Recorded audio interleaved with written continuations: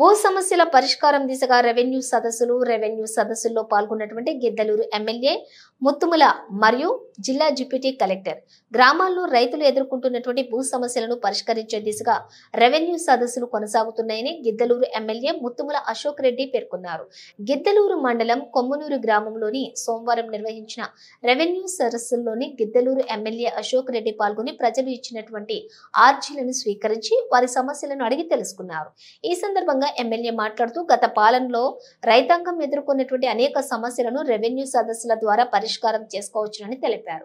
ఈ కార్యక్రమంలో జిల్లా డిప్యూటీ కలెక్టర్ మరియు మండల తహసీల్దార్ ఆంజనేయ రెడ్డి మరియు స్థానిక సర్పంచ్ కర్నాటి రామసుబ్బారెడ్డి మరియు అధికారులు ప్రజలు పాల్గొన్నారు. కాబట్టి మీరు ఇటువంటి తహసీల్దార్ గారి ఆధ్వర్యంలో మన మండలంలో ఈ సమస్యలు చెప్పి ప్రభుత్వం ఈ కార్యక్రమాన్ని చేపట్టింది.